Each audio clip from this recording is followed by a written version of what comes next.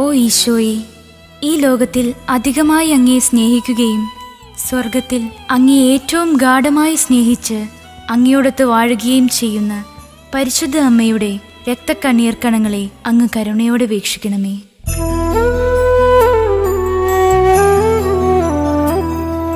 സ്നേഹം നിറഞ്ഞ ഈശോയെ, നിന്നമ്മ ചിന്തിയ രക്തക്കണ്ണീരാ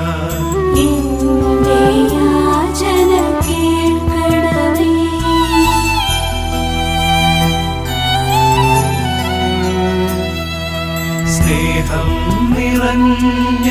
ഈശോയെ,